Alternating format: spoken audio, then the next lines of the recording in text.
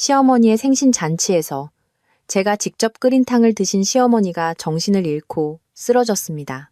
남편은 119를 부르는 대신 제 얼굴을 가리키며 경찰에 신고했습니다. 제 아내가 어머니를 독살하려 했습니다. 그는 제가 하루빨리 감옥에 가서 제가 전혀 알지 못했던 끔찍한 비밀을 위한 길을 터주길 바랐습니다. 화려한 생신 잔치가 한창이던 그곳에서 시어머니가 차가운 대리석 바닥에 쓰러져 있던 그 순간 제가 온 마음을 다해 사랑했던 남편은 제 얼굴을 손가락으로 가리키며 경찰들에게 한자 한자 힘주어 말했습니다. 저 여자입니다.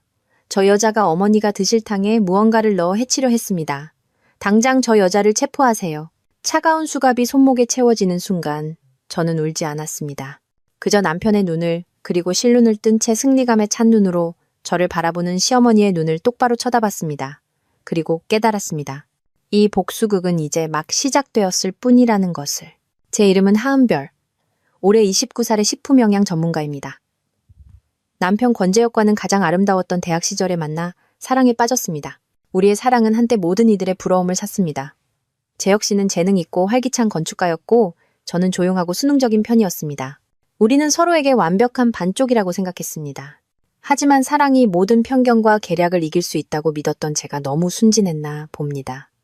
운명의 그날은 바로 시어머니, 왕유숙 회장님의 환갑생신이었습니다. 강남의 고급 주택가에 위치한 저희 집 빌라는 그 어느 때보다 화려했습니다. 크리스탈 샹들리에가 눈부신 빛을 뿜어내고 우아한 음악과 샴페인 잔이 부딪히는 소리, 하객들의 축하 인사가 가득했습니다. 대부분은 저희 집안의 중요한 사업 파트너들이었습니다. 저는 이 파티를 위해 일주일 내내 준비하며 직접 메뉴를 짜고 모든 음식을 감독했습니다. 특히 심신 안정과 숙면에 좋은 보양식인 대추 연자육탕을 정성껏 준비했습니다. 시어머니께 드리는 저만의 선물이었습니다. 최고급 보온 대추와 국산 연자육을 직접 고르고 몇 시간 동안 정성껏 고안했습니다. 진심이 담긴 이 선물이 시어머니를 기쁘게 해드릴 거라 믿었습니다. 파티는 매우 순조롭게 진행되었습니다. 제가 새하얀 사기 그릇에 탕을 담아 두 손으로 시어머니께 공손히 건네는 순간까지는요. 어머님, 만수무강을 기원하며 제가 직접 끓인 탕이에요. 숙면에도 좋고 건강에도 좋으실 거예요. 왕 회장님은 탕 그릇을 힐끗 보더니 속을 알 수 없는 미소를 지으며 숟가락을 들었습니다. 다른 사람들도 디저트를 맛보기 시작했습니다. 시어머니가 탕을 반쯤 드셨을 때까지 모든 것은 정상이었습니다. 갑자기 시어머니가 심하게 기침을 하기 시작했습니다. 목을 부여잡은 채 얼굴이 순식간에 파랗게 질렸습니다. 그리고는 아직 자르지도 않은 3단 케이크 옆으로 쓰러지고 말았습니다. 파티는 순식간에 아수라장이 되었고 음악도 멎었습니다. 화려하게 차려입은 시누이, 권나비가 가장 먼저 소리를 질렀습니다. 그 날카로운 비명에는 원망과 악의가 가득했습니다. 세상에, 언니, 엄마한테 뭘 먹인 거야? 재혁 씨도 어머니 곁으로 달려갔습니다. 평소에 잘생긴 얼굴은 핏기 하나 없이 하얗게 질려 있었습니다. 그는 어머니의 몸을 흔들며 절망적으로 외쳤습니다. 엄마, 왜 이러세요? 그러고는 제게 획 돌아섰습니다. 그의 눈에는 더 이상 걱정이 아닌 불구대천의 원수를 보는 듯한 극도의 분노가 서려 있었습니다. 당신이 엄마한테 무슨 짓을 한 거야? 아니에요. 난 아무 짓도 안 했어요. 그냥 보통 대추 연자육탕을 끓였을 뿐이라고요. 저는 공포와 억울함에 말을 더듬었지만 아무도 저를 믿어주지 않았습니다. 주위의 하객들은 수군거리기 시작했고 의심의 눈초리들이 제게로 향했습니다. 보통인데 우리 엄마가 이 지경이 돼? 재혁 씨가 고함쳤습니다. 그리고 그 섬뜩한 침묵 속에서 짝 하는 날카로운 소리가 울려 퍼졌습니다. 그는 모든 사람이 보는 앞에서 제 뺨을 세차게 내리쳤습니다. 저는 바닥으로 쓰러졌습니다. 귀가 멍멍했습니다. 옆에서 나비가 울부짖는 소리가 들렸습니다. 오빠, 빨리 119 불러. 경찰도. 저 여자가 엄마를 독살하려 했어. 감옥에 보내야 해. 그리고 제 남편은 조금의 망설임도 없이 휴대폰을 꺼내들었습니다. 그는 119가 아닌 112를 먼저 눌렀습니다. 그는 바닥에 쓰러져 한쪽 뺨이 불타는 듯한 아내인 저를 총알 같은 눈빛으로 쳐다보며 전화기에 대고 또박또박 말했습니다. 여보세요, 경찰이죠? 신고 좀 하려고요. 제 아내가 방금 저희 어머니에게 고의로 상해를 입혔습니다. 주소는 모든 퇴로가 막힌 것 같았지만 그들은 몰랐습니다. 왕 회장님이 쓰러지는 그 순간 저는 그분이 실눈을 뜨고 저를 보는 것을 언뜻 보았습니다. 승리감과 계략으로 가득 찬 그 눈빛을요. 이 연극이 결코 간단하지 않다는 것을 저는 알았습니다. 제 인생은 단 한 번의 생일 파티로 나락으로 떨어졌습니다. 저는 남편에 의해 시어머니를 독살하려 했다는 누명을 쓰고 온 가족이 통쾌해하는 눈빛 앞에서 연행되었습니다. 수십 명의 하객들이 경악하는 가운데 경찰차 문이 쾅하고 닫히며 저를 차가운 쇠냄새가 나는 좁고 답답한 공간에 가두었습니다. 머릿속은 전혀 혼란스럽지 않았습니다. 오히려 이상할 정도로 침착했습니다. 4년간의 시집살이, 굳은 살이 박인 줄 알았던 인내의 나날들이 슬로우 모션 필름처럼 선명하게 떠올랐습니다. 그리고 깨달았습니다. 오늘의 대추 연자육탕은 시작이 아니라 제 눈물과 감내의 잔을 넘치게 한 마지막 한 방울이었다는 것을요. 저와 권재혁은 대학교 4년 동안 캠퍼스 커플이었습니다. 그는 건축학과, 저는 식품영양학과였습니다.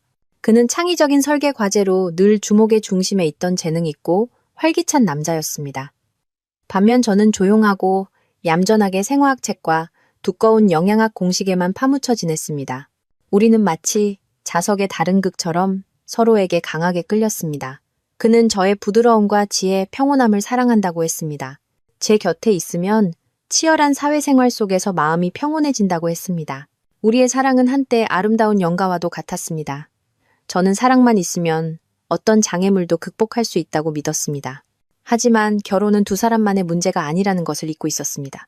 결혼을 앞두고 인사를 드리러 간 날, 저는 그 집안에 환영받지 못하는 분위기를 즉시 느낄 수 있었습니다. 강남의 3층짜리 호화로운 빌라는 화려했지만 차갑고 서먹한 기운이 감돌았습니다. 시어머니 왕유숙 회장님은 겉보기엔 우아하고 귀티가 흘렀지만 눈빛은 매우 날카로웠습니다.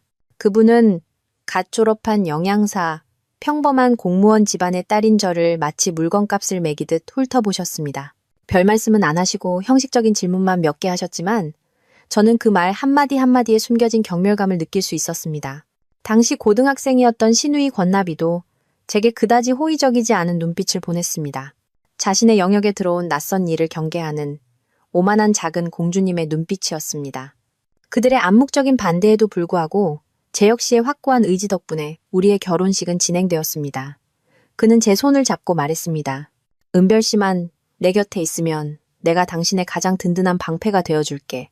저는 진심과 정성으로 시댁 식구들의 마음을 얻고 그들의 아들이 사람을 잘못 보지 않았다는 것을 증명하겠다고 다짐했습니다. 저는 유망한 국제영양연구소의 좋은 조건의 입사 제의를 포기했습니다. 재혁 씨가 아내가 힘들게 일하는 것을 원치 않는다고 말했기 때문입니다. 당신은 그냥 집에서 가족들을 돌보고 현모양처 좋은 며느리가 되어주면 돼. 바깥 일은 내가 다 알아서 할게. 저는 그 말을 따랐습니다. 저는 제 꿈과 경력을 포기하고 이 새로운 가정을 돌보는데 전념했습니다. 그리고 저는 제 전공 지식을 바로 그 일에 활용했습니다. 저는 자신을 단순한 주부가 아니라 가족의 영양 전문가라고 생각했습니다. 온 가족을 위한 과학적인 식단을 짜고 영양 균형을 맞춰 모두가 건강을 유지할 수 있도록 했습니다. 그때는 살아계셨던 시아버지는 통풍이 있으셨는데 저는 퓨린이 적은 음식을 연구해 만들어드리고 통증 완화에 좋은 약차를 다려드렸습니다. 재혁 씨는 접대가 잦아 술을 많이 마셨는데 저는 그의 해독을 위해 샐러리 주스와 아티초크 국을 준비해 두었습니다. 나비는 사춘기라 여드름이 많이 났는데 저는 천연팩을 직접 만들어 주어 피부가 눈에 띄게 좋아졌습니다. 특히 만성불면증과 고혈압이 있으신 시어머니 왕 회장님을 위해 저는 많은 시간을 들여 가장 안전한 방법을 연구했습니다. 베란다에 라벤더와 국화 화분을 키워 매일 밤 신선한 허브차를 드실 수 있게 했습니다. 자기 전에 긴장을 푸실 수 있도록 마사지와 지압법을 배웠습니다. 매일 시어머니의 혈압 수치를 꼼꼼히 기록하고 제 시간에 약을 드시도록 챙겼습니다. 이 모든 것을 며느리로서의 존경심과 진심을 다해 했습니다. 하지만 저의 헌신에 대한 보답은 무엇이었을까요? 무관심과 경멸이었습니다. 왕 회장님은 제가 하는 일을 단 한 번도 인정해주지 않았습니다. 제 전공을 여전히 쓸데없는 요리 나부랭이라고 불렀습니다. 혈압이 안정되면 수입약을 꼬박꼬박 먹어서 그런 거라고 했습니다. 잠을 잘 주무시면 요즘 회사 경영이 순조로워 걱정거리가 줄어서 그렇다고 했습니다. 제 모든 노력은 그분 눈에는 무의미했습니다. 나비도 마찬가지였습니다. 제가 만들어준 팩을 쓰면서도 엄마 앞에서는 입을 삐죽거리며 비아냥거렸습니다. 에이, 이런 풀떼기가 무슨 효과가 있겠어? 그냥 내가 클라이라 피부가 저절로 좋아지는 거겠지. 저는 다 듣고 다 알았지만 침묵하며 꾹 참았습니다. 그들이 저를 받아들이는데 시간이 더 필요한 것뿐이라고 스스로를 위로했습니다. 언젠가는 제 진심을 알아줄 거라고 희망을 버리지 않았습니다. 하지만 저의 인내는 그들을 더욱 기고만장하게 만들었고 진짜 비극은 아이 문제에 대한 압박이 점점 심해지면서 시작되었습니다. 결혼한 지 4년 제 배는 여전히 평평했습니다. 시어머니는 더 이상 체면을 차리지 않았습니다. 애둘러 말하는 것에서 대놓고 비난하는 것으로 바뀌었습니다. 저를 씨도 안 먹히는 여자라고 했습니다. 이 집에 복이 없어 저 같은 것을 들였다고 했습니다. 상류층 모임에 나가서는 아들이 잘나고 멋진데 애도 못 낳는 아내를 얻었다고 한탄했습니다. 그 수치심은 온전히 저 혼자 감당해야 했습니다. 남편 재 역시는 처음에는 저를 위로하고 격려했습니다. 아이는 하늘이 주는 선물이니 천천히 기다리자고 했습니다.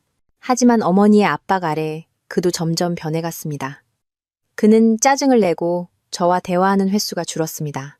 일찍 나가 늦게 들어오기 시작했고 몸에서는 늘 술 냄새가 났습니다. 더 이상 잘 때 제 손을 잡아주지도 따뜻하게 안아주지도 않았습니다. 저는 우리의 사랑이 서서히 죽어가고 있음을 알았습니다. 우리는 병원에 갔습니다. 의사는 두 사람 모두 건강에 이상이 없으며 단지 제가 심리적 스트레스가 너무 커서 호르몬에 영향을 미치는 것 같다고 했습니다. 의사는 여행을 가거나 휴식을 취하며 마음을 편안하게 가지라고 조언했습니다. 하지만 제가 시어머니께 이 말을 전했을 때 그분은 버럭 화를 내셨습니다. 여행은 무슨 놈의 여행? 돈 낭비야. 못 낳는 건 못 낳는 거지. 어딜 간다고 달라져? 시어머니는 자신만의 아이 갖기 프로젝트를 시작했습니다. 어디에 용한 한의사가 있다, 비방이 있다는 말만 들으면 어디든 달려갔습니다. 저는 의사의 정밀한 진단이 필요하다고 설명하려 했지만 그분은 제게 소리를 질렀습니다. 네가 뭘 알아? 너는 그깟 이론 나부랭이나 알지? 아니면 이 집에 낳기 싫어서 일부러 안 마시려는 거 아니야? 그리고 인내의 정점은 바로 오늘의 대추 연자육탕이었습니다. 저는 그것이 제 작은 정성이며 시어머니의 화를 누그러뜨릴 수 있을 거라 생각했습니다. 하지만 그것이 저를 감옥으로 보내기 위한 완벽한 도구, 완벽한 함정이 될 줄은 꿈에도 몰랐습니다. 지금 경찰차의 답답한 공간에 앉아 창밖으로 스쳐 지나가는 가로등 불빛을 보며 저는 더 이상 두렵지 않습니다. 4년간의 인내, 4년간의 감내는 이제 충분합니다. 그들은 스스로 저를 벼랑 끝으로 몰았습니다. 그리고 온순한 사람이 벼랑 끝에 몰리면 더 이상 온순하지 않습니다. 이 판에서 저는 희생양이 되지 않을 겁니다. 제가 플레이어가 될 것이고 반드시 승리하는 사람이 될 겁니다. 경찰차는 마침내 지구대라는 간판이 걸린 잿빛 건물 앞에 멈춰 섰습니다.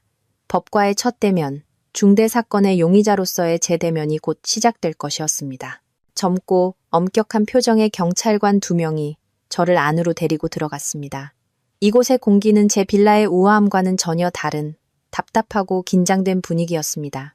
낡은 서류 냄새, 퀴퀴한 곰팡이 냄새, 그리고 보이지 않는 공포가 모든 것을 뒤덮고 있는 듯 했습니다. 그들은 저를 작은 방으로 데려갔습니다. 쇠책상 하나와 플라스틱 의자 몇 개, 그리고 차가운 백색 형광등이 전부였습니다. 저는 책임자로 보이는 나이든 수사관 앞에 앉으라는 지시를 받았습니다. 그는 세월과 경험이 묻어나는 고된 얼굴을 하고 있었습니다. 날카로운 눈은 마치 제 속을 꿰뚫어 보려는 듯 저를 뚫어지게 쳐다봤습니다. 성함이 어떻게 되시죠? 그가 감정 없는 목소리로 묻기 시작했습니다. 저는 침착하게 제 인적 사항을 말했습니다. 하은별, 29세, 식품영양 전문가입니다. 저는 목소리가 떨리지 않도록 등을 곧게 펴고 상대방의 눈을 똑바로 쳐다보려 애썼습니다. 이런 상황에서 두려움이나 혼란을 보이는 것은 유죄의 증거로 오해받을 수 있다는 것을 알았기 때문입니다. 왜 여기에 왔는지 알고 있습니까? 마동건 경위가 계속해서 물었습니다. 모릅니다, 경위님. 저는 또렷한 목소리로 대답했습니다. 저는 단지 시댁 식구들이 제가 시어머니 생신 잔치에서 탕에 독을 넣어 해치려 했다고 신고했다는 것만 압니다. 신고? 그가 눈썹을 치켜떴습니다. 그것이 신고인지 사실인지는 우리가 밝혀낼 겁니다. 지금부터 오늘 저녁 파티에서 있었던 모든 일을 솔직하게 진술해 주십시오. 저는 심호흡을 하고 모든 일을 상세하고 논리적으로 이야기하기 시작했습니다. 시어머니의 건강 상태, 환갑 선물로 대추 연자육탕을 정성껏 준비한 과정, 재료를 고르고 전문가의 자문을 구하며 직접 조리한 과정에 대해 말했습니다. 저는 과학을 하는 사람의 사고방식에 맞게 모든 것을 객관적이고 논리적으로 설명하려 애썼습니다. 가족 갈등에 대한 세부 사항을 덧붙이거나 원망 섞인 하소연을 한마디도 하지 않았습니다. 지금은 울 때가 아니라 이성을 사용해야 할 때라는 것을 알았습니다. 마 경위는 매우 주의 깊게 들으며 수첩에 계속 무언가를 적었습니다. 때로는 제 말을 끊고 몇 가지 세부 사항을 파고들며 제 진술의 허점을 찾으려는 듯 했습니다. 식품영양 전문가라고 했죠. 그럼 그 탕의 성분에 대해 정확히 알고 있겠군요. 시어머니가 복용 중인 약과 상극인 재료가 없다고 확신합니까? 저는 자신 있게 대답했습니다. 네, 경위님. 저는 매우 신중하게 연구했습니다. 탕에 들어간 모든 재료는 심신을 안정시키고 혈액순환을 돕는 순한 약재들입니다. 또한 시어머니께서 복용 중인 혈압약의 종류를 정확히 알고 있어 위험한 약물 상호작용이 없도록 확인했습니다. 영양학적으로 볼 때 그 탕이 지금과 같은 급성 중독 반응을 일으킬 가능성은 전혀 없습니다. 누군가 다른 물질을 고의로 첨가하지 않았다면 말이죠. 제 말을 듣고 마 경위는 저의 자신감과 지식에 약간 놀란 듯 했습니다. 그는 잠시 침묵하더니 말했습니다. 일단 진술은 접수했습니다. 하지만 최종 결론은 음식물 샘플 감식 결과와 병원 측의 피해자 건강 상태 보고서를 기다려봐야 합니다. 그렇게 말하고는 젊은 경찰관에게 저를 다른 방으로 데려가 기다리게 하라는 신호를 보냈습니다. 제가 여기서 조사를 받는 동안 시댁 식구들의 연극은 완벽하게 계속되고 있었습니다. 재혁 씨와 나비도 증인 자격으로 경찰서에 와서 진술을 했습니다. 그리고 물론 그들의 모든 진술은 저에게 불리했습니다. 저는 대기실에 앉아 살짝 열린 문틈으로 남편의 목소리를 어렴풋이 들을 수 있었습니다. 그는 비통하게 하소연하며 불쌍한 어머니와 사악하고 무자비한 며느리의 모습을 그려냈습니다. 경위님, 제 아내가 이런 짓을 저지를 줄은 정말 상상도 못했습니다. 재혁의 목소리는 극적으로 떨렸습니다. 저희 어머니는 때로는 엄격하셨지만 항상 며느리를 끔찍이 아끼셨습니다. 아마 제 아내가 아이 문제로 스트레스를 많이 받아서 어머니가 자신을 구박한다고 생각해 원한을 품은 것 같습니다. 제가 너무 그녀를 믿었습니다. 이렇게 잔인한 짓을 할 줄은 몰랐습니다. 그는 심지어 제가 최근에 몰래 인터넷으로 독성이 있는 약초에 대해 찾아보거나 누군가와 전화로 속삭이는 등 이상한 행동을 보였다고 거짓말을 덧붙였습니다. 모두 명백한 허위 사실이었지만 그의 감정적인 연기를 통해 그것은 매우 믿을만하게 들렸습니다. 나비는 더 심했습니다. 아이는 흐느끼며 자신이 부엌에서 저의 수상한 행동을 직접 봤다고 말했습니다. 그때 제가 물 마시러 부엌에 내려갔는데 언니가 상표 없는 작은 봉지에서 뭔가를 꺼내 탕에 몰래 넣는 걸 봤어요. 제가 뭘 넣는 거냐고 물었더니 언니가 깜짝 놀라면서 저한테 참견하지 말라고 소리치고는 방으로 쫓아냈어요. 너무 무서워서 아무한테도 말 못했는데 언니가 이렇게 끔찍한 짓을 할 줄은. 흑흑. 엄마, 그들 남매의 연극은 정말 완벽했고 흠잡을 데가 없었습니다. 그들은 저를 아내이자 형수해서 자신의 집안을 피도 눈물도 없는 악마로 둔갑시켰습니다. 그 진술을 들으며 미리 마음의 준비를 했음에도 불구하고 가슴이 저며왔습니다. 누명 때문이 아니라 제가 한때 온 마음을 다해 사랑했던 남자의 잔인함과 거짓 때문이었습니다. 4년의 부부 생활, 그 많은 추억과 정을 그는 자신의 가족의 음모를 지키기 위해 모두 짓밟고 저를 법의 심판대에 세웠습니다. 그들의 진술을 들은 후 마 경위가 제 방으로 돌아왔습니다. 이번에 저를 보는 그의 눈빛은 달라져 있었습니다. 더 이상 탐색이 아닌 의심과 엄격함이 깃들어 있었습니다. 하은별 씨, 당신의 진술과 증인들의 진술이 매우 크게 엇갈리는군요. 남편과 시누이 모두 당신이 이상한 행동을 했다고 주장하는데 이에 대해 어떻게 설명하겠습니까? 저는 그의 눈을 똑바로 보며 평온하게 대답했습니다.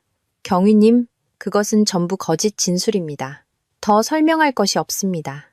진실은 하나뿐이고 저는 과학과 감식 결과가 제 무죄를 증명해 줄 것이라 믿습니다. 저의 이상할 정도로 침착한 태도에 마 경위는 약간 당황한 듯 보였습니다.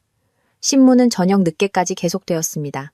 그들은 같은 질문을 반복하고 아주 작은 세부 사항까지 파고들었습니다. 하지만 저는 시종일관 침착하고 명료하게 제 무죄를 주장했습니다. 이것은 심리전이라는 것을 알았습니다. 먼저 평정심을 잃는 쪽이 지는 겁니다. 그리고 마 경위가 더 엄격한 태도로 돌아왔습니다. 그는 압박감 가득한 눈빛으로 저를 보았습니다. 하은별 씨, 우리는 당신에게 많은 시간을 주었지만 당신은 여전히 완강하게 부인하고 있군요. 증인들의 진술은 모두 일치합니다. 마지막으로 묻겠습니다. 그 탕을 끓일 때 무슨 음모가 있었습니까? 이것이 그들의 마지막 심리적 압박이라는 것을 알았습니다. 저는 심호흡을 했습니다. 경위님, 말씀드렸듯이 저는 완전히 무죄이며 그것을 증명할 증거가 있습니다. 증거라는 두 단어를 듣고 마 경위는 잠시 멈칫했습니다. 대질 신문을 위해 방으로 불려온 남편과 나비도 제 말을 듣고 표정이 약간 변했지만 제가 절망 속에서 발버둥 치는 것이라고 생각했는지 금세 평정을 되찾았습니다. 증거? 무슨 증거가 있다는 겁니까? 마 경위가 의심 가득한 목소리로 물었습니다. 저는 천천히 핸드백에 손을 넣어 스마트폰을 꺼냈습니다. 재혁 씨와 나비는 제 행동을 보고 불안한 기색을 보이기 시작했습니다. 경위님, 우선 이걸 봐주십시오. 저는 스마트폰을 열어 비디오 갤러리로 갔습니다. 불필요한 오해를 피하기 위해 시어머니께서 제 지식을 믿지 않으셨기 때문에 저는 이 탕에 대해 저명한 한의학 전문가이신 박민서 원장님께 자문하는 전 과정을 신중하게 촬영해 두었습니다. 저는 재생 버튼을 눌렀습니다. 거의 10분에 달하는 영상이 나타났습니다. 음성과 영상은 매우 선명했습니다. 영상 속에서 박 원장님은 각 재료의 효능을 자세히 설명하고 고혈압 환자에게 안전한 복용량을 알려주며 이 탕이 절대적으로 안전하다고 단언하고 있었습니다. 영상이 끝나자 방 안은 침묵에 잠겼습니다. 마 경위는 완전히 다른 눈빛으로 저를 바라봤습니다. 재혁 씨와 나비는 얼굴이 종이처럼 하얗게 질려 있었습니다. 이게 뭘 증명한다는 거야? 재혁 씨가 애써 상황을 수습하려 했습니다. 이 영상을 방패막이로 삼고 몰래 다른 걸 넣었을 수도 있잖아. 저는 차가운 미소를 지었습니다. 성급하게 결론 내리지 마세요. 우리 가족이 의심이 많다는 걸 알아서 제가 좀 더 신중하게 준비했거든요. 저는 스마트폰에 다른 파일로 전환했습니다. 이것은 공신력 있는 외부 검사 기관에서 실시한 탕 샘플의 영양 및 양리 성분 분석 결과입니다. 저는 탕을 다 끓인 직후 파티가 시작되기 전에 샘플을 검사를 의뢰했습니다. 보시다시피 결과는 성분이 완전히 자연적이며 어떠한 독소나 이상한 화학물질도 포함되어 있지 않다고 나와 있습니다. 이때 재혁과 나비뿐만 아니라 마 경위마저도 경악했습니다. 그가 제가 이렇게까지 신중하고 치밀할 줄은 예상하지 못했던 것입니다. 바로 그때 방문이 벌컥 열리며 젊은 경찰관이 서류 뭉치를 들고 급히 들어왔습니다. 경위님, 보고 드립니다. 탕 샘플 감식 결과와 병원에서 보낸 환자 상태 보고서가 도착했습니다. 모든 시선이 그에게로 쏠렸습니다. 이것이 바로 마지막 조각, 반박할 수 없는 과학적 증거였습니다. 마 경위는 보고서를 받아들고 훑어보더니 저를 쳐다보고 다시 재혁 남매를 쳐다봤습니다. 감식 결과, 그가 또렷한 목소리로 말했습니다. 탕 샘플에서는 어떠한 종류의 독소도 검출되지 않았으며 성분은 하은별 씨가 제출한 자료와 정확히 일치합니다. 말도 안 돼.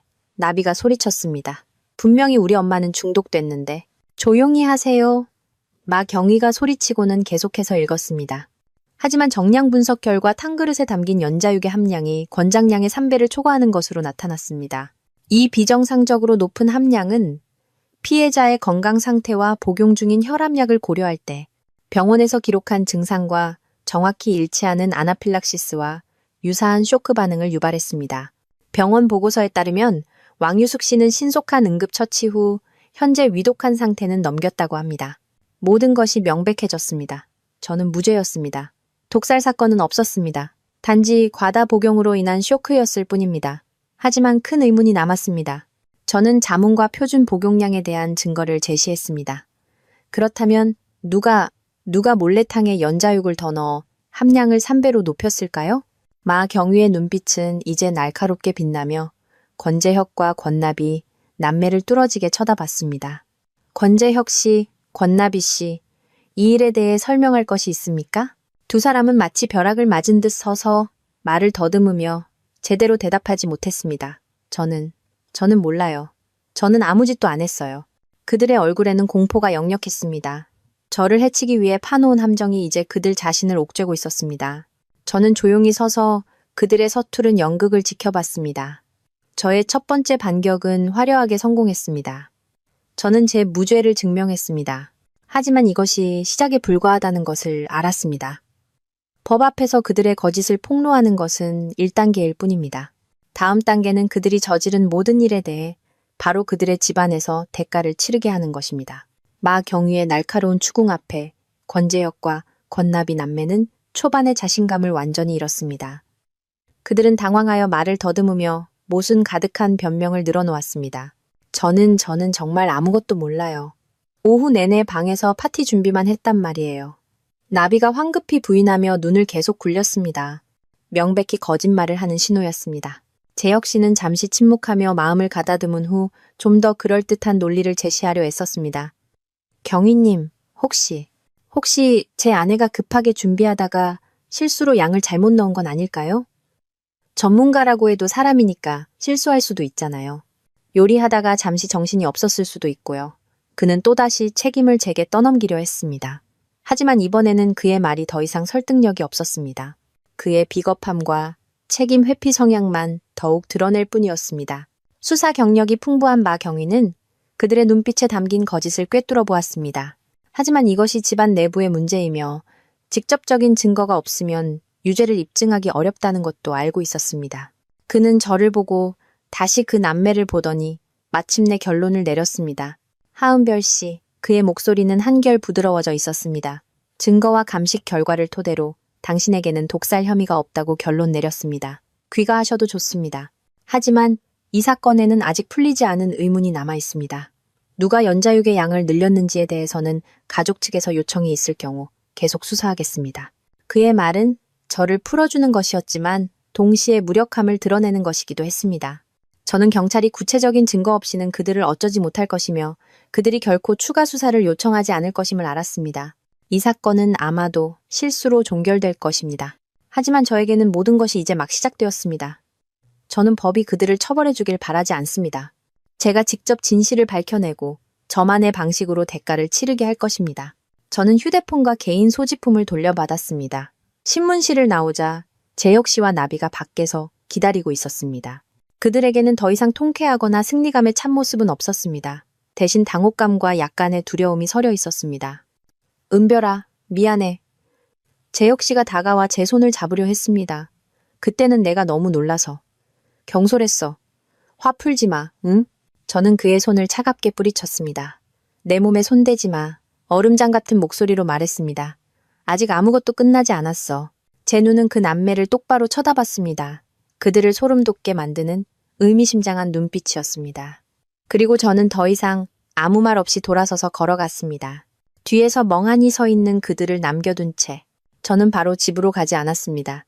택시를 타고 시어머니가 입원해 있는 병원으로 직행했습니다. 제가 도착했을 때 왕 회장님은 VIP 병실로 옮겨져 있었습니다. 침대에 누워있는 그녀는 아직 창백했지만 완전히 의식을 차린 상태였습니다. 제가 들어서는 것을 보고 그녀는 깜짝 놀라며 경악과 공포로 눈을 동그랗게 떴습니다. 네가 왜 여기에 있어? 너 체포된 거 아니었어? 풀려났어요. 저는 의자를 끌어와 그녀의 침대 옆에 앉으며 대답했습니다. 제가 무죄니까요. 저는 그녀의 눈을 똑바로 쳐다봤습니다. 어머님, 이제 좀 괜찮으세요? 제 보양식이 효과가 좋았나 봐요? 제 비꼬는 듯한 질문에 그녀의 얼굴이 하얗게 질렸습니다. 저는 밤늦게 집에 돌아왔습니다. 빌라는 무서울 정도로 조용했습니다. 재혁 씨와 나비도 막 도착한 참이었습니다. 그들은 차갑게 식은 저녁 식사를 차렸고 아무도 서로에게 말을 걸지 않았습니다. 식사 후 재혁 씨가 저를 따라 침실로 들어와 다시 한번 사과했습니다. 그는 장황하게 맹세했지만 4년을 함께 산 저는 그의 눈빛에 담긴 거짓을 볼 수 있었습니다. 그날 밤 저는 잠들지 않았습니다. 계획이 머릿속에서 구체화되기 시작했습니다. 저는 이혼하지 않을 겁니다. 적어도 지금은 아닙니다. 저는 이 집에 머물 겁니다. 이 집을 무대로 만들 겁니다. 제가 감독이 되고 그들이 제가 쓴 각본의 주연 배우가 될 것입니다. 저는 그들의 위선적인 가면을 하나하나 벗겨내고 그들이 제게 안겨준 눈물 한 방울, 고통 하나하나에 대해 대가를 치르게 할 것입니다. 숨어있던 자는 모습을 드러냈고 이제 사냥을 시작할 시간입니다. 중독 연극은 충동적인 행동이 아니라 치밀하게 계산된 음모였습니다. 그리고 저는 이렇게 교활한 가족 전체를 무너뜨리기 위해서는 성급하게 행동해서는 안 된다는 것을 알았습니다. 증거가 필요했습니다. 그 후 며칠 동안 빌라 안의 생활은 돌덩이를 짊어진 것처럼 무겁게 흘러갔습니다. 퇴원 후 집으로 돌아온 시어머니는 더 이상 제게 큰 소리로 비난하지 못했습니다. 대신 그녀와 나비는 저를 증오와 경계가 뒤섞인 눈빛으로 쳐다봤습니다. 그들은 집안 구석에 모여 속닥거렸고 제가 나타나면 입을 다물고 다른 곳으로 시선을 돌렸습니다. 그들은 저를 언제 터질지 모르는 시한폭탄처럼 여겼습니다. 남편 권재혁은 반성하는 남편 역할을 연기하려 애썼습니다. 그는 제게 더 관심을 보이는 척했고 가끔 꽃이나 과일을 사다 주며 저를 달래기 위해 달콤한 말을 건넸습니다. 하지만 저는 그의 모든 행동에서 어색함과 위선을 뚜렷하게 느낄 수 있었습니다. 그는 저를 안심시켜 제가 모든 것을 오해로 여기고 더 이상 추궁하지 않도록 만들려 했습니다. 하지만 그는 착각했습니다. 제 마음은 그가 제 뺨을 때리고 경찰에 신고하던 그날 이미 죽어버렸습니다. 이제 그의 모든 행동은 제 눈에 서투른 연극으로 보일 뿐이었습니다. 저는 평소처럼 행동했습니다. 여전히 일찍 일어나 아침 식사를 준비하고 집을 청소하고 조용히 말했습니다. 저는 재혁 씨의 선물을 받고 그의 달콤한 말에 미소를 지었습니다. 저는 가정의 평화를 위해 모든 것을 용서하기로 결심한 관대한 아내, 순종적인 며느리 역할을 연기했습니다. 저의 이례적인 순종에 그들은 서서히 경계심을 풀었습니다.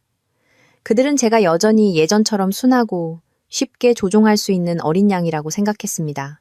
그 어린 양이 이제 날카로운 발톱을 숨기고 조용히 사냥을 계획하고 있다는 사실을 그들은 몰랐습니다.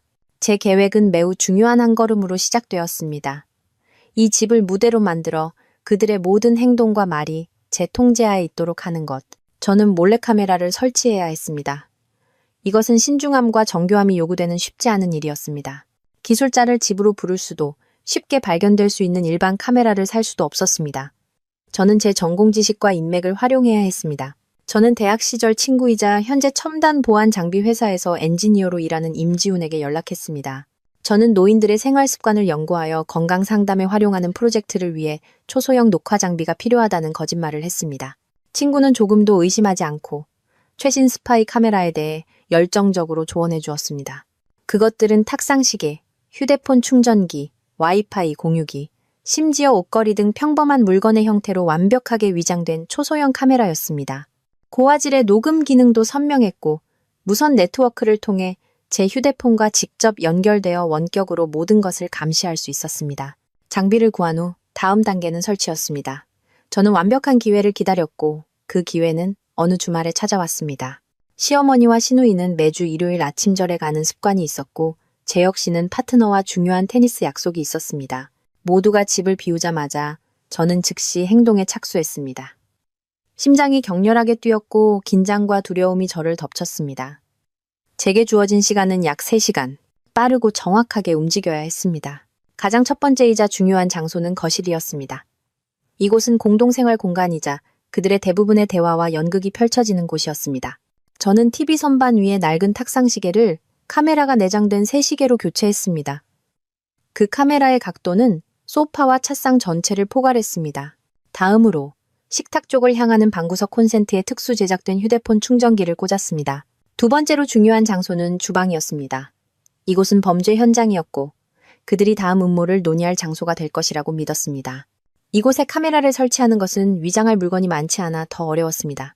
잠시 고민 끝에 저는 젓가락 머리만 한 초소형 카메라를 조리대 바로 위, 주방 수납장 아래쪽에 부착하기로 결정했습니다. 아주 교묘하게 숨겨져 바닥에 엎드려 찾지 않는 한 발견할 수 없었습니다. 마지막으로 저는 재혁 씨의 서재에 옷걸이 형태의 위장 카메라를 설치했습니다. 남편이 단순히 나약한 공범이 아닐 수도 있다는, 그가 더 큰 비밀을 숨기고 있을지도 모른다는 직감이 들었습니다. 이 카메라는 제가 답을 찾는 데 도움을 줄 것입니다. 설치를 마친 후 저는 휴대폰과의 연결을 신중하게 확인했습니다. 모든 카메라의 영상과 음성은 선명하게 전송되었습니다. 저는 모든 흔적을 지우고 포장지를 버린 후 침대로 돌아가 배가 아파 힘들어하는 아내 연기를 계속했습니다. 그들이 돌아왔을 때 아무도 조금의 의심도 하지 않았습니다. 생활은 예전처럼 계속되었지만 이제 모든 것이 달라졌습니다. 저는 더 이상 제 집에서 수동적인 관객이 아니었습니다. 저는 감독이자 그들의 모든 비밀과 거짓말을 손에 쥔 침묵의 관찰자가 되었습니다. 저는 끈기 있게 기다렸습니다. 그들의 진짜 얼굴과 어두운 음모가 보이지 않는 카메라 눈앞에서 스스로 드러날 것임을 알았습니다. 그리고 저는 맨 앞줄에 앉아 조용히 그들의 연극을 관람하며 치명적인 일격을 가할 기회를 기다릴 것입니다. 그물은 쳐졌고 이제 물고기들이 스스로 그물 안으로 들어오기만 하면 되었습니다. 저는 제 집안에 보이지 않는 그물을 쳐 모든 구석구석을 저만이 진실을 아는 유일한 관객인 무대로 만들었습니다. 저는 끈기 있게 기다렸습니다. 사악한 물고기들이 스스로 그물에 걸려들기를. 그리고 여러분, 저는 오래 기다릴 필요가 없었습니다. 불과 며칠 후 끔찍한 진실을 담은 대화가 녹화되었습니다. 그것은 저를 해치려는 음모를 폭로했을 뿐만 아니라 제가 결코 상상할 수 없었던 충격적인 비밀, 잔인한 배신을 드러냈습니다. 경찰서 사건 이후 저의 순종적인 침묵은 왕 회장님 모녀의 경계심을 완전히 풀어놓았습니다. 그들은 제가 완전히 굴복했으며 재혁 씨를 너무 사랑하고 두려워한 나머지 아무것도 하지 못할 것이라고 믿었습니다.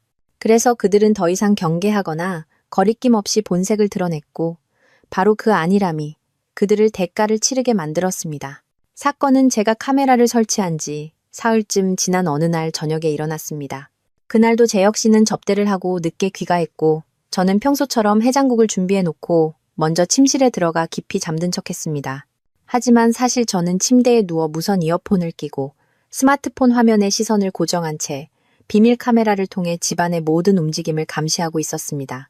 밤 11시가 거의 다 되어 제가 깊이 잠들었다고 확신한 후 시어머니와 시누이는 하늘과 땅만 알 것이라고 생각한 대화를 시작했습니다.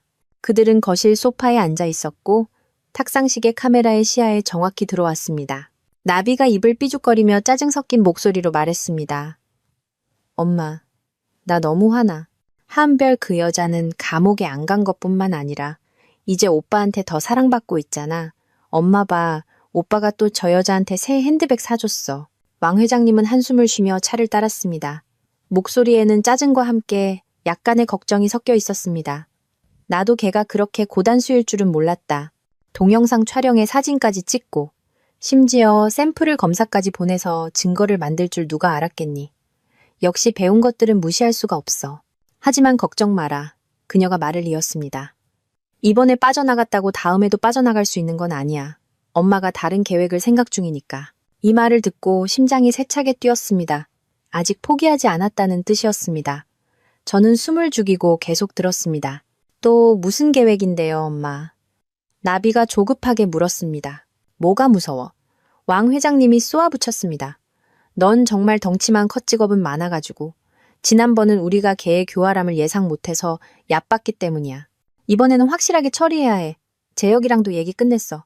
걔도 마음이 급해. 그 아가씨 배가 점점 불러오는데 더 이상 기다릴 수가 없어. 그 아가씨. 그 단어를 듣는 순간 귀가 멍해졌습니다. 배가 점점 불러오는데. 수천 개의 질문이 머릿속을 스쳐 지나갔습니다. 누구에 대해 말하는 거지? 내 등 뒤에서 무슨 일이 벌어지고 있는 거지? 저는 화면에 집중하려 애썼습니다. 왕 회장님은 차를 한 모금 마시고는 목소리를 낮춰 속삭였습니다. 하지만 카메라의 초고감도 마이크는 그 말을 선명하게 담아냈습니다. 클로이 킴 말이야. 걔도 마음이 급하대. 재혁이 사업 파트너인 김 회장 딸이잖아. 우리가 빨리 움직이지 않으면 네 오빠 사업에도 영향이 갈 수 있어. 걔랑 재혁이가 만난 지 거의 1년이 다 되어가. 그리고 중요한 건 걔가 지금 우리 집안의 대를 이을 아들을 임신했단 말이다. 벼락이 머리를 내리치는 것 같았습니다. 저는 침대에서 벌떡 일어나 비명이 터져나오지 않도록 두 손으로 입을 꽉 막았습니다. 내 남편이 바람을 피우고 있었습니다. 그에게 아들이 있었습니다. 그리고 시어머니는 이 사실을 알았을 뿐만 아니라 이를 묵인하고 감싸주고 있었습니다. 이 진실은 누명을 쓴 것보다 수백 수만 배는 더 끔찍하고 고통스러웠습니다. 온몸이 부들부들 떨렸고 눈물은 걷잡을 수 없이 흘러내렸습니다. 모든 것에는 이유가 있었습니다. 재혁 씨의 냉담함, 갑작스러운 출장, 낯선 향수 냄새를 풍기며 늦게 귀가하던 날들, 흩어져 있던 모든 조각들이 순식간에 맞춰지며 잔인하고 완벽한 배신의 그림을 완성했습니다. 그들은 단지 아이 문제로 압박을 가한 것이 아니었습니다. 그들은 이미 재혁 씨를 위해 다른 길을 준비해 두었던 것입니다. 그들에게 아들을 낳아줄 다른 여자, 그리고 그들 눈에 저는 단지 장애물, 하루빨리 제거해야 할 가시 같은 존재였습니다. 그리고 왕 회장님의 다음 말은 그들의 모든 어두운 음모를 폭로했습니다.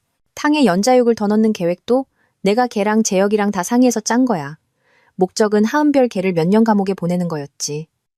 그동안 재혁이는 그걸 빌미로 이혼하고 모든 게 잠잠해지면 클로이 킴을 당당하게 아내로 맞이하는 거지. 그러면 손주도 안고 그 짐 덩어리도 치우고 일석이조 아니냐. 근데 하은별 걔가 보통 내기가 아닐 줄이야. 그랬구나. 저는 눈물 속에서 속삭였습니다. 제 남편 제가 베개를 함께 베던 그 남자는 단순한 공범이 아니라 주모자 중 한 명이었습니다. 그가 제게 날린 뺨, 경찰서에서의 거짓 진술, 모든 것이 순간의 분노로 인한 경솔한 행동이 아니었습니다. 그것은 치밀하게 계산된 연극의 일부였습니다. 그는 연기를 너무 잘했고 저는 그의 뒤늦은 후회를 거의 믿을 뻔했습니다. 그럼 이제 어떡해요? 엄마? 나비가 다시 걱정스러운 목소리로 물었습니다. 천천히 해. 왕 회장님은 자신감 넘치는 목소리로 대답했습니다. 엄마한테 방법이 있어. 내가 그 중독 사건 후유증이 남은 척 연기할 거야. 계속 머리 아프고 어지럽다고 하면서 걔를 괴롭히고 시중들게 하고 돌보게 할 거야.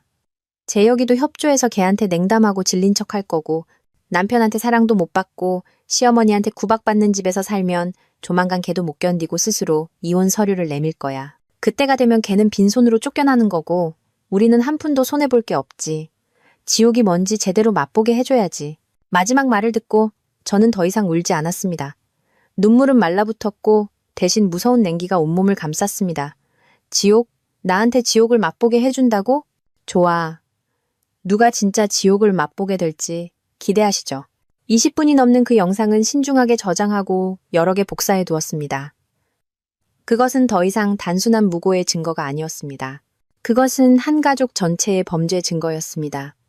위에서부터 아래까지 썩어빠진 가족, 그들의 연극은 폭로되었습니다.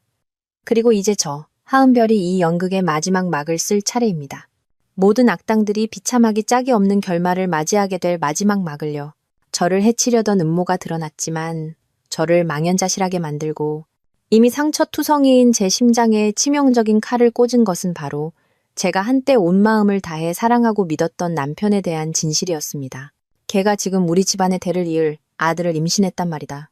왕 회장님의 그 말은 마치 고장난 테이프처럼 머릿속에서 계속 맴돌았고 반복될 때마다 제 마음을 더 깊이 파고들었습니다. 저는 침대에 미동도 없이 앉아 있었습니다. 스마트폰 화면은 여전히 밝았지만 제 눈에는 아무것도 보이지 않았습니다. 눈앞은 제 미래처럼 칠흑 같은 어둠뿐이었습니다. 제 남편 권재혁. 4년간의 아름다운 대학 시절을 함께 보냈고 평생 저를 지켜주겠다고 약속했던 그 남자가 사실은 잔인한 거짓말쟁이, 배신자였습니다. 온몸이 걷잡을 수 없이 떨렸습니다. 지금 느끼는 감정은 분노가 아니라 극심한 고통과 완전한 붕괴였습니다. 저는 시어머니의 혹독함과 시누이의 막말을 견딜 수 있었습니다. 재혁 씨가 저를 사랑하고 제 편에 서 있기만 한다면 어떤 어려움도 이겨낼 수 있다고 생각했기 때문입니다. 그는 지난 4년간 제가 인내하고 감내할 수 있었던 유일한 이유였습니다. 하지만 이제 마지막 구명줄마저 산산조각 났습니다. 그는 단지 나약하고 동조했을 뿐만 아니라 주모자 중 한 명이자 제 인생의 비극을 연출한 주연 감독이었습니다. 저는 모든 것을 떠올렸습니다. 접대 핑계로 늦게 귀가하며 파트너의 향수 냄새라고 서투르게 변명하던 여성 향수 냄새가 진동하던 밤들을, 화장실에서 몰래 통화하던 모습, 급하게 삭제되던 메시지들을, 그리고 제가 순진하게 일의 스트레스 때문이라고 믿었던 침대에서의 냉담하고 서먹한 태도까지. 저는 너무 어리석었습니다. 저는 정교한 거짓 연극 속에서 살면서도 전혀 눈치채지 못했습니다. 저는 명목상의 아내였고 그의 마음과 육체는 이미 오래전에 다른 여자에게 속해 있었습니다. 배신당한 고통은 누명을 쓴 고통보다 훨씬 더 끔찍했습니다. 누명을 썼을 때는 이성으로 맞서 싸우고 공정을 되찾을 수 있었습니다. 하지만 배신당한 지금 제 심장은 죽었습니다. 제가 쌓아올린 모든 믿음, 희망, 사랑이 하룻밤 사이에 산산조각 났습니다. 저는 소리내어 울지 않았습니다. 그저 소리 없는 눈물이 뺨을 타고 하염없이 흘러내렸습니다. 제 순진함에, 헛되이 낭비된 4년의 청춘에, 그리고 거짓과 계략으로 더럽혀진 맑았던 첫사랑에 울었습니다. 얼마나 그렇게 앉아 있었는지 모릅니다. 문 밖에서 재혁 씨의 차 소리가 들렸을 때야 정신이 번쩍 들었습니다. 저는 서둘러 눈물을 닦고 휴대폰을 끄고 깊이 잠든 척 누웠습니다. 지금 이 순간 그에게 약한 모습을 보일 수는 없었습니다. 침착해야 했습니다. 생각해야 했습니다. 침실 문이 조용히 열리고 재혁 씨가 저를 깨울까봐 조심스럽게 들어왔습니다. 그는 옷을 갈아입고 조용히 제 옆에 누웠습니다. 평소처럼 저를 안으려고 팔을 뻗었지만 그의 손이 제 몸에 닿는 순간 저는 혐오감에 소름이 돋았습니다. 저는 구역질을 참으며 숨소리를 고르게 유지하려 애썼습니다. 방금 다른 여자와 함께 있다 온 이 남자. 자신의 가족과 함께 저를 파멸시킬 계획을 세우고 있는 이 남자와 나란히 누워있으니 공기가 무겁게 내려앉아 숨쉬기조차 힘들었습니다. 그날 밤 저는 뜬 눈으로 밤을 새웠습니다. 처음으로 제 옆에 누운 남자를 자세히 뜯어봤습니다. 여전히 그 얼굴 그 모습이었지만 왜 이렇게 낯설게 느껴질까요? 제 아내 사랑은 죽었습니다. 이제 그를 보면 제 모든 것을 빼앗아간 원수만 보일 뿐입니다. 그리고 저는 깨달았습니다. 저는 무너질 수 없습니다. 더 이상 사랑 때문이 아니라 제 자신을 위해 짓밟힌 한 여자의 자존심을 위해 일어서야 합니다. 왕 회장님 모녀의 복수 계획은 계속되고 있었습니다. 하지만 이제 제 눈에는 그저 우스꽝스러운 희극일 뿐이었습니다. 나에게 지옥을 맛보게 해주겠다고? 좋습니다.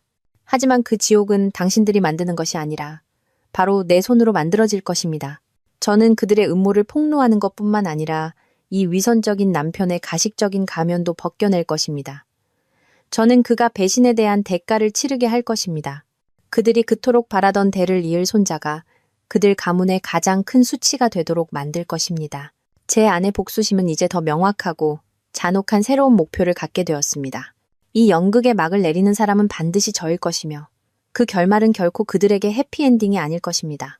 그날 밤 눈물을 다 쏟아낸 후 저는 더 이상 어제의 순진하고 순종적인 하은별이 아니었습니다.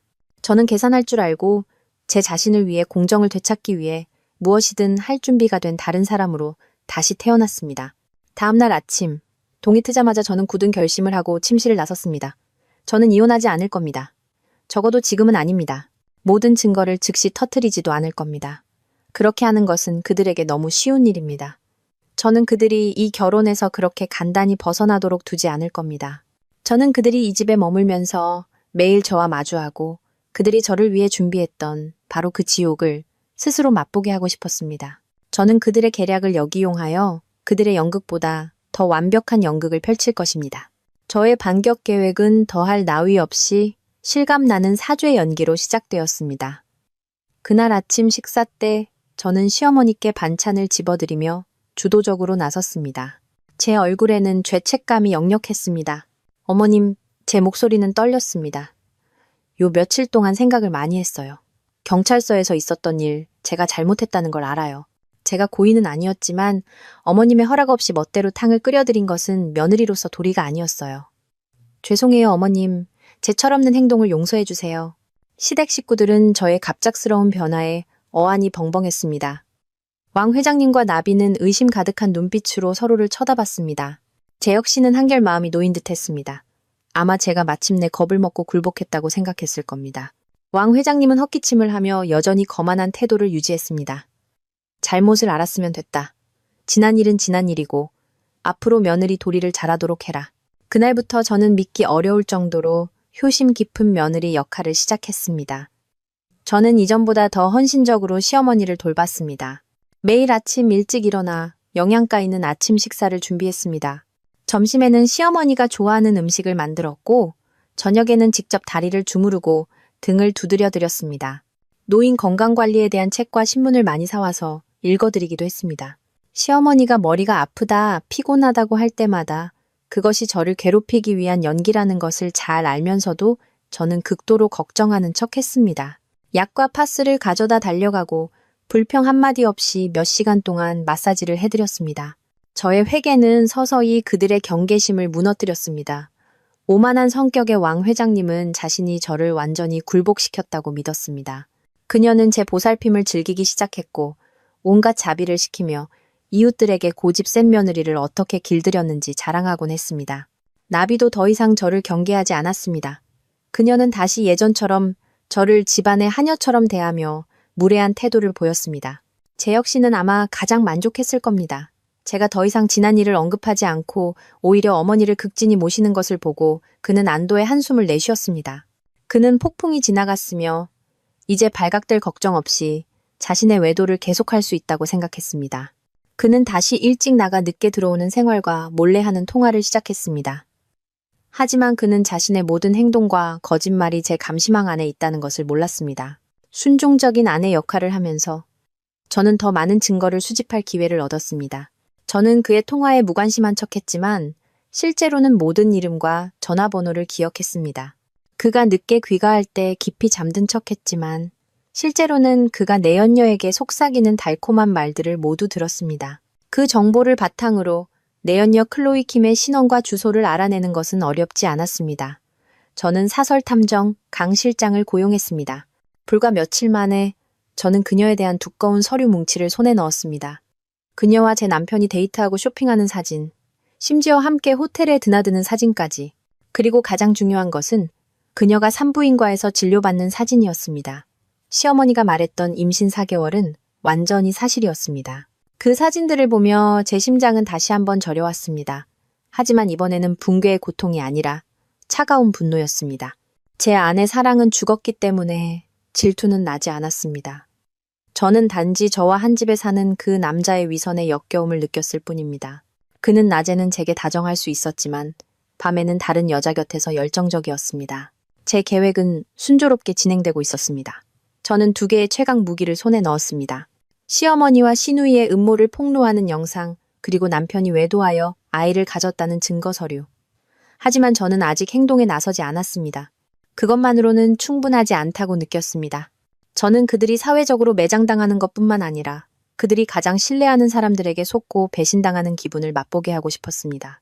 저는 그들의 가짜 행복뿐만 아니라 그들의 가장 큰 희망인 대를 이을 손자까지 파괴하고 싶었습니다. 더 대담하고 위험한 새로운 계획이 머릿속에서 피어났습니다. 제가 감독하는 연극에 곧 새로운 인물이 등장할 것이고 그 인물은 모든 것을 끝낼 마지막 히든카드가 될 것입니다. 그들이 승리감에 도취되어 새로운 미래를 준비하는 동안 저는 남편과 내연녀 클로이 킴의 외도 증거를 조용히 수집했습니다. 그것만으로도 그들의 거짓 제국을 무너뜨리기에 충분해 보였습니다. 하지만 여러분, 때로는 진실이 우리가 상상할 수 있는 것보다 더 잔인합니다. 운명은 제 손에 예상치 못한 선물, 그들을 뿌리째 파괴할 수 있는 충격적인 비밀을 쥐어주었습니다. 탐정에게서 서류를 받은 후 저는 제 결혼 생활에 끼어든 그 여자에 대해 며칠 밤낮으로 철저히 연구했습니다. 제 역시 사업 파트너의 딸인 클로이 킴은 젊고 아름답고 세련된 여자였습니다. 그녀가 제 남편 옆에서 즐겁게 웃고 이야기하는 사진을 보면서 저는 전혀 질투를 느끼지 않았습니다. 단지 호기심이 생겼습니다. 무엇이 제 남편과 시어머니를 그토록 홀리게 만들었을까? 단지 그녀의 뱃속에 있는 아이 때문일까? 그들 가문의 대를 이을 손자라고 여겨지는 그 아이. 여자의 직감과 영양 전문가로서의 논리가 제게 무언가 잘못되었다고 말해주었습니다. 저는 더 깊이 파고들기로 결심했습니다. 저는 다시 탐정을 고용했습니다. 하지만 이번 목표는 제 역시가 아니라 오직 클로이 킴에게만 집중하는 것이었습니다. 저는 그녀의 모든 움직임, 특히 제 남편 외에 다른 사회적 관계를 면밀히 추적해달라고 요청했습니다. 저에게는 막연한 추측, 터무니없는 가설이 있었고 그것을 확인해야 했습니다. 그리고 불과 일주일 후 탐정이 보내온 내용은 제 상상을 훨씬 뛰어넘었습니다. 보고서에 따르면 클로이 킴은 제 남편 한 사람만 만나는 것이 아니었습니다. 그녀는 윤도진이라는 이름의 남자와 또 다른 은밀한 관계를 맺고 있었습니다. 그는 유명한 헬스 트레이너로 키가 크고 잘생겼으며 바람둥이로 소문난 남자였습니다. 보고서에는 그들이 은밀한 장소에서 몰래 데이트하는 사진과 친구 이상의 친밀한 스킨십을 하는 사진이 첨부되어 있었습니다. 하지만 가장 결정적인 단서, 저를 숨막히게 만든 것은 그녀의 스케줄이었습니다. 탐정은 클로이 킴이 재혁 씨와 데이트를 한 후에는 어김없이 윤도진을 만나는 것을 발견했습니다. 마치 재혁 씨는 그녀가 돈을 뜯어내는 금광일 뿐이고 다른 남자가 그녀의 진짜 사랑인 것처럼 보였습니다. 끔찍한 가설이 머릿속에서 형성되기 시작했습니다. 만약 클로이 킴이 제 남편을 속이고 다른 남자와 만날 수 있다면 그녀의 뱃속에 있는 아이가 과연 제 남편의 아이일까? 이 질문은 저를 끝까지 파고들게 만들었습니다. 저는 탐정에게 클로이 킴과 윤도진의 관계, 특히 그녀가 임신을 시작한 시점의 관계를 더 깊이 조사해달라고 요청했습니다. 그리고 마침내 진짜 선물이 제 손에 들어왔습니다. 탐정은 한적한 카페에서 클로이 킴과 윤도진이 격렬하게 다투는 장면을 몰래 촬영한 영상을 확보했습니다. 영상 속에서 윤도진은 클로이 킴에게 아이에 대해 추궁하고 있었습니다. 솔직히 말해. 그 애, 대체 누구 애야? 내 애야? 아니면 그 늑다리 애야? 윤도진의 목소리는 분노로 가득했습니다. 미쳤어? 조용히 해. 클로이 킴이 겁에 질려 주위를 둘러봤습니다. 당연히 오빠 애지. 하지만 그 사람 애라고 해야 우리 미래가 보장되잖아. 그 남자는 늙고 멍청한 데다 아들이 급해서 속이기 쉬워. 오빠는 그냥 조용히 그림자 아빠 노릇이나 해. 내가 애 낳고 그 집에 당당하게 들어가면 그때는 오빠가 원하는 거 뭐든 할 수 있잖아. 온몸이 차갑게 식었습니다. 저는 놀라 소리 지르지 않기 위해 입을 막아야 했습니다. 진실은 제가 상상할 수 있었던 것보다 훨씬 더 파렴치하고 더러웠습니다. 자신의 똑똑함과 재능을 항상 자랑스러워하던 제 남편 권재혁은 내연녀에게 배신당했을 뿐만 아니라 남의 자식을 키울 준비를 하며 기뻐하고 있었습니다.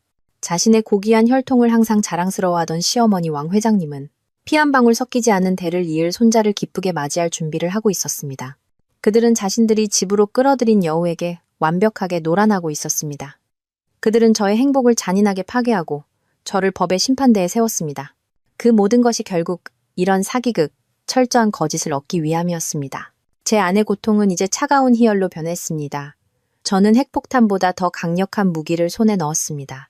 그것은 그들의 가면을 벗기는 것뿐만 아니라 그들의 자존심, 자부심, 그리고 그들이 기쁘게 그리고 있는 미래까지 산산조각 낼 수 있었습니다. 저는 아무런 감정의 동요 없이 집으로 돌아왔습니다. 제 연극은 이제 더할 나위 없이 완벽한 시나리오를 갖게 되었습니다. 저는 그들을 바로 폭로하지 않을 겁니다. 그들이 가짜 기쁨에 계속 잠겨 있도록 새로운 며느리와 대를 이을 손자와 함께할 결혼과 미래를 계획하도록 내버려둘 것입니다. 저는 기다릴 겁니다. 바로 그들의 즐거운 날, 그들이 가장 행복한 순간에 나타나 이 깜짝 선물을 건네줄 것입니다. 저는 자신들이 얼마나 치욕스럽게 속았는지 알았을 때 그들의 얼굴을 보고 싶습니다. 그들의 가장 큰 희망이 산산조각 났을 때 그것이 바로 진짜 지옥일 것입니다. 저는 마지막 히든카드, 내연녀 클로이 킴의 가짜 임신에 대한 진실을 손에 쥐었습니다. 이제 저는 더 이상 도사를 기다리는 어린 양이 아니었습니다. 저는 완벽한 함정을 파놓고 먹잇감, 아니 늑대무리가 스스로 걸어 들어오기를 기다리는 인내심 강한 사냥꾼이 되었습니다. 그리고 마지막 막을 내릴 무대는 바로 화해라는 이름의 가족 파티. 실제로는 심판의 파티였습니다. 결정적인 녹취록을 손에 넣은 후에도 저는 섣불리 움직이지 않았습니다. 저는 계속해서 효심 깊은 며느리, 관대한 아내 역할을 완벽하게 연기했습니다.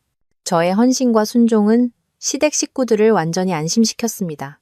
그들은 제가 완전히 굴복했으며 가장 큰 위협이 제거되었다고 믿고 자신들의 계획을 실행에 옮기기 시작했습니다. 왕 회장님은 더 이상 아픈 척하지 않았습니다. 대신 친구를 만난다는 핑계로 외출이 잦아졌습니다. 하지만 저는 그녀가 미래의 며느리와 대를 이을 손자를 만나러 간다는 것을 잘 알았습니다. 재혁 씨도 점점 더 대담해졌습니다. 그는 주말에 출장을 간다고 거짓말을 했지만 실제로는 클로이 킴 모자를 데리고 새 생활을 준비하기 위해 쇼핑을 다녔습니다. 그들은 제가 아무것도 모른다고 생각했습니다. 그들은 제가 여전히 자신들에게 놀아나는 바보라고 생각했습니다.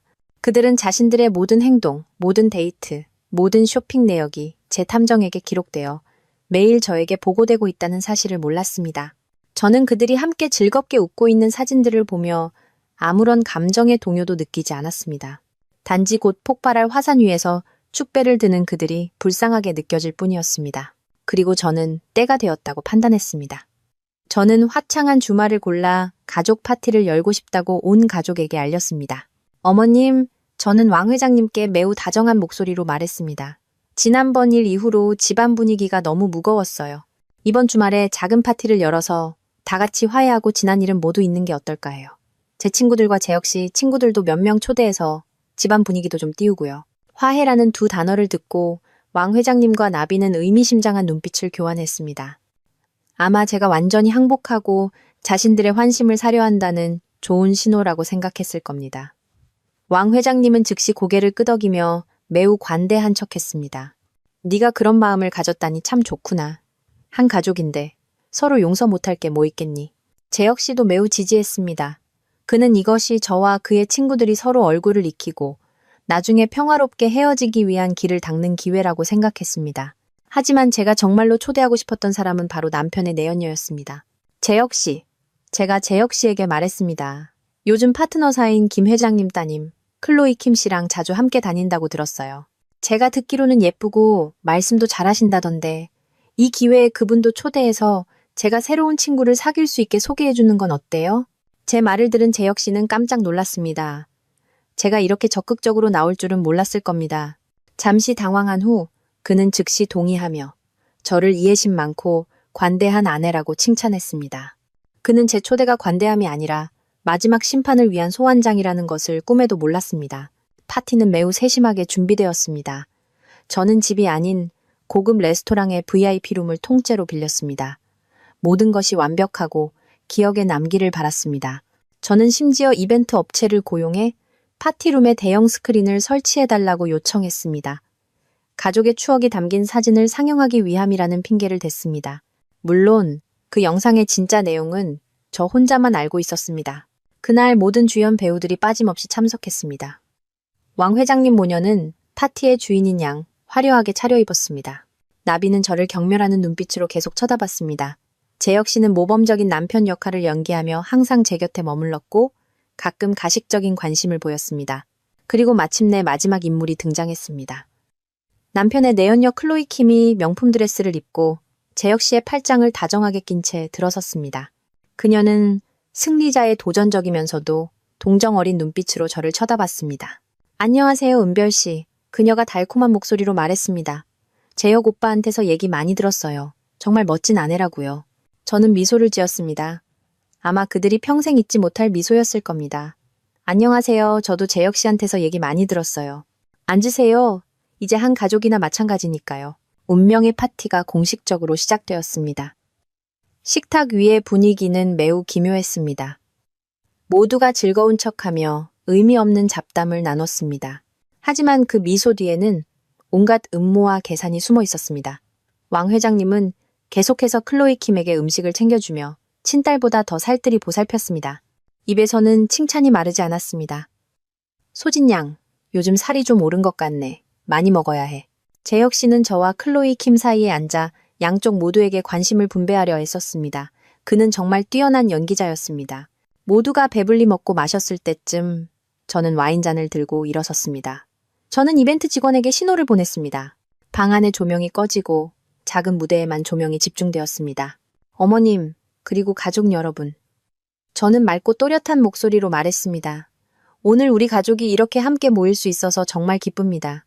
오늘 파티를 위해 제가 작은 선물을 준비했습니다. 우리 가족의 기억에 남는 순간들을 담은 짧은 영상입니다. 모두 화면을 주목해주세요. 모두가 박수를 치며 호응했습니다. 제가 무엇을 보여줄지 궁금해했습니다. 재혁 씨와 왕 회장님 모녀는 매우 더이한 표정이었습니다. 그들은 이것이 저의 아첨이라고 생각했습니다.